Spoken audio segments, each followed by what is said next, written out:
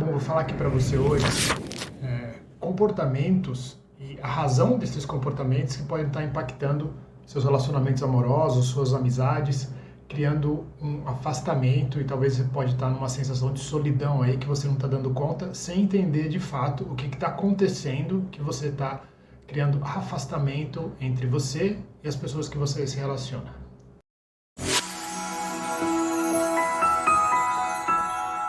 Bom, o primeiro erro que eu entendo, assim, né, para falar erro, né, ou o caminho para você acertar, que você não percebe que você está fazendo errado e não tem consciência para falar assim, nossa, mas eu faço tudo de certo, né, eu sinto que eu estou fazendo as coisas certas, mas mesmo assim eu não tenho os resultados dos relacionamentos amorosos, profissionais que eu gostaria, né, que isso significa que geralmente você cria um afastamento entre você e as outras pessoas, né. Primeira coisa que a gente precisa perceber é que as outras pessoas, elas não têm responsabilidade nenhuma em relação a como a gente se sente, né?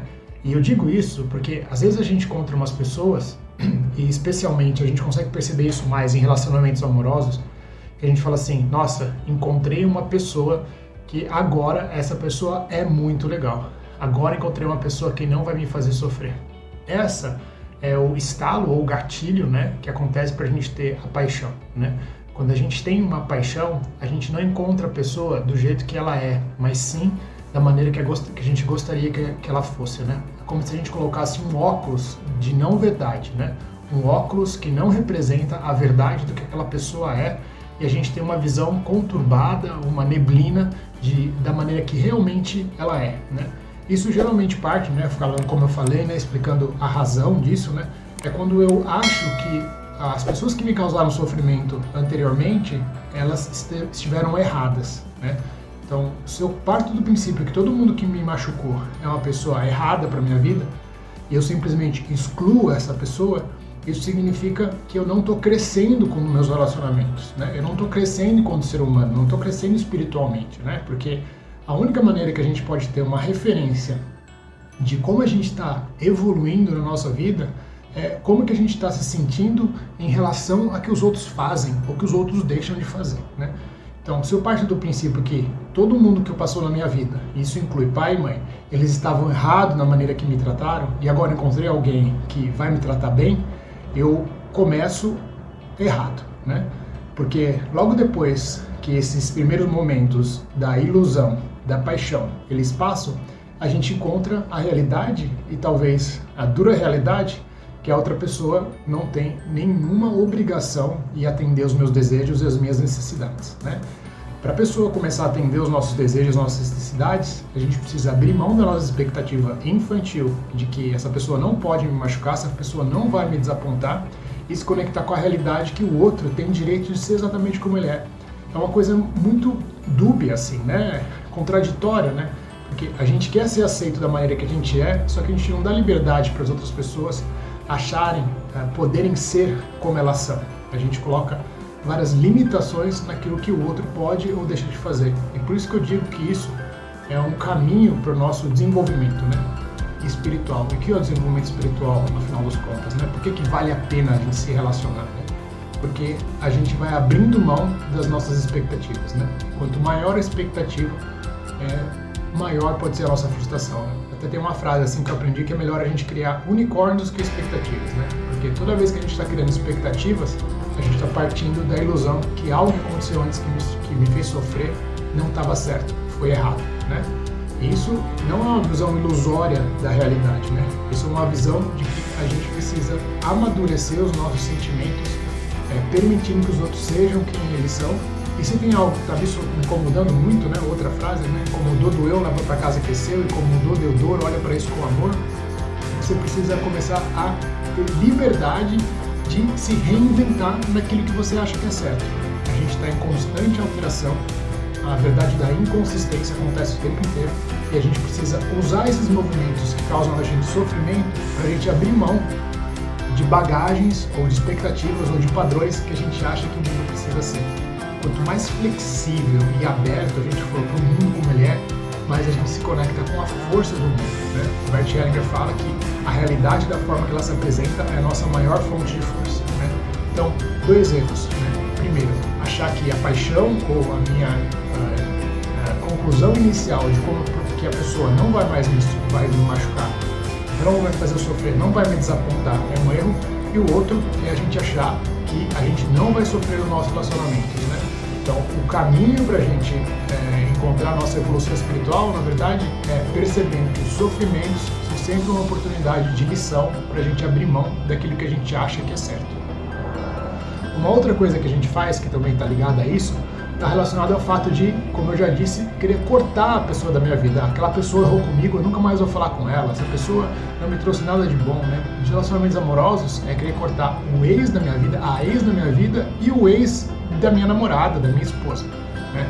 A gente precisa perceber que a nossa história, ela é honrosa quando a gente olha para tudo que aconteceu que fez a gente chegar até aqui. Percebe como está ligado um assunto no outro, né? Se eu consigo perceber que tudo veio para ser uma lição, por que eu vou querer cortar o ex da minha vida? Por que eu vou querer exigir da pessoa que eu estou me relacionando que ela corte o ex da vida dela, né?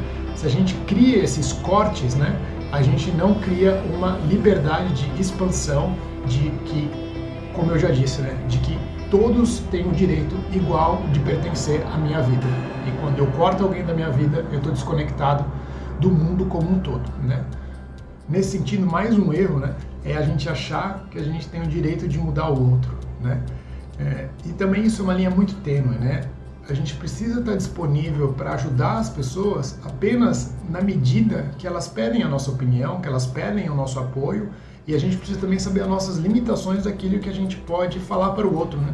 Porque geralmente a gente dá conselho para a pessoa sendo o conselho que a gente gostaria que fosse para a nossa vida, né? Então, é muito melhor a gente ter terapeutas, né, ao nosso lado, né, ou a gente indo a consultórios, fazendo uma terapia, investindo no nosso autoconhecimento, do que estar falando com os nossos amigos, né? Porque nossos amigos geralmente vão concordar com tudo aquilo que a gente está falando e vão falar que os outros estão errados, ou eles vão nos dar um conselho baseado naquilo que eles fariam na vida deles. E cada um tem a sua própria vida, cada um tem a sua própria história, cada um tem a sua própria evolução, né? Então, quando a gente começa a querer fazer com que os outros mudem, né, dizer para as nossas pessoas que elas precisam ser diferentes, isso também vai criar afastamento nos relacionamentos, né? Porque, como eu disse antes, a gente gosta de ter pessoas que aceitam a gente do jeito que a gente é, não que a gente não precise de evoluções, mas a gente precisa reconhecer exatamente que cada pessoa tem a sua vida diferente e que se todo mundo fosse igual, o mundo não teria graça. Então, qual que seria um termômetro para isso? O que está me incomodando? Está me incomodando muito? É uma coisa da pessoa ou uma coisa minha? Se é uma coisa minha, de onde vem essa minha rejeição a essa maneira que essa pessoa se comporta? Então, um processo de autoconhecimento sempre é muito importante, especialmente quando eu fico achando que as pessoas deveriam ser diferentes, né? Até outro dia atendi uma cliente minha que ela falou assim: todos os meus ex-namorados são burros, né? Porque eles não quiseram ficar comigo. Isso parte de uma arrogância muito grande, né? De que eu tô sempre certo, de que eu tô sempre certa e que os outros que precisam mudar, eu não preciso mudar nada. Então, tentar fazer os outros mudarem para se encaixar no nosso padrão de mundo e achar que a gente não precisa de nenhuma evolução pode ser mais um grande erro que está criando afastamento dos seus relacionamentos. Outra coisa, né, também mais relacionadas a relacionamentos amorosos, é que quando a gente encontra a pessoa pela primeira vez e fala: nossa, encontrei, né, a cereja do meu bolo, né? E aí a gente começa a querer fazer tudo com aquela pessoa. Só que o que faz a gente se apaixonar por alguém ou querer ter alguém é a identidade da pessoa. E se a gente começa a querer fazer tudo junto, a gente pensa que nós somos um, né? E viramos, né, não no sentido de que temos que aceitar todos exatamente do jeito que eles são, né? Mas no sentido de que, nossa, encontrei uma pessoa que é exatamente igual a minha cópia, meu xerox, né? E isso também vai criar afastamentos. A gente precisa dar oportunidade para o outro fazer coisas que ele gosta sozinho. E a gente precisa dar oportunidade para a gente fazer coisas que a gente gosta sozinho, porque senão cai naquilo que eu falei de querer mudar o outro, né? E o outro tem que fazer as mesmas coisas, tem que gostar das mesmas coisas que eu, tem que fazer as mesmas coisas que eu faço, né? Então, ter um tempo para a gente fazer o que a gente gosta e deixar o outro ter um tempo para fazer as coisas que ele gosta também é um caminho muito importante, né? Então, fazer tudo junto o tempo inteiro é uma coisa que vai tirando energia da nossa essência e da nossa identidade. E a nossa essência, a nossa identidade, exatamente como a gente é, deveria ser o combustível de um relacionamento, né? eu preciso oferecer algo diferente para a pessoa e eu só me nutro daquilo que eu posso oferecer diferente para o mundo quando eu faço as minhas coisas sozinho.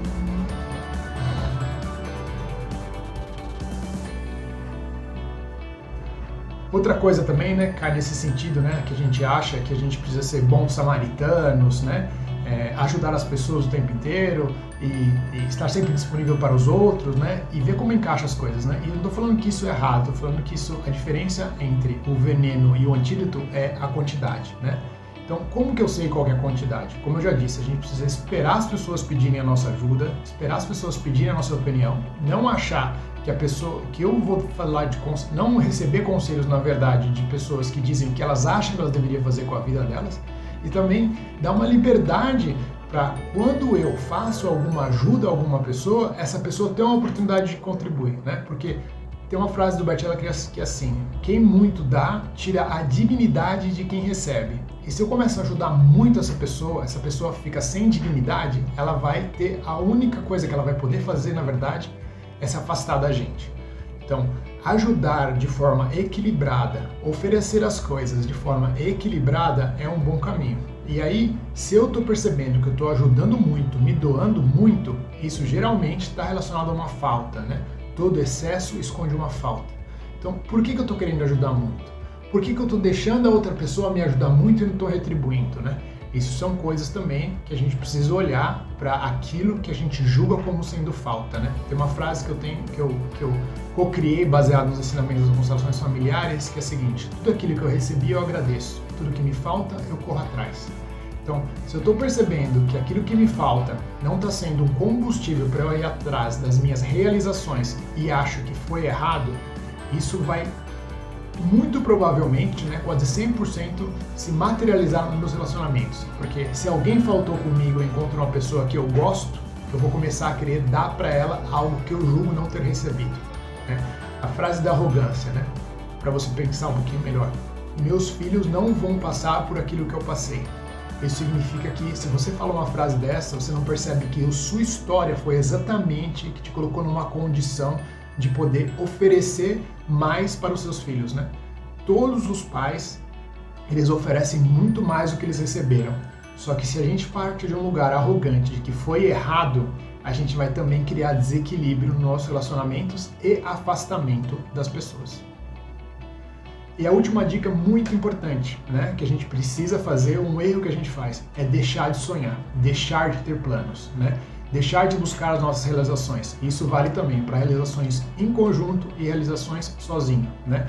Percebendo que o que mantém os relacionamentos equilibrados e as pessoas conectadas, magnetizadas, é o equilíbrio de troca. Então, se a gente tem um sonho em comum, um objetivo em comum em nossos relacionamentos, e eu ofereço o que eu posso, o meu melhor, e a pessoa recebe de coração aberto o meu melhor e também retribuir para o alcance de um sonho, pode ser exatamente a força que vai manter um relacionamento e as pessoas magnetizadas, unidas nesse caminho chamado de vida. Então, uma forma de resumo aqui. O que é importante a gente olhar para os nossos relacionamentos? A gente precisa olhar que toda a minha história foi suficiente para mim. Eu preciso encontrar no meu coração os motivos para compreender que tudo que aconteceu até a minha vida foi o suficiente para eu chegar até aqui. Porque senão isso vai causar muito desequilíbrio nos seus relacionamentos, porque você vai sair do seu lugar para tentar buscar algo que seja uma ilusão.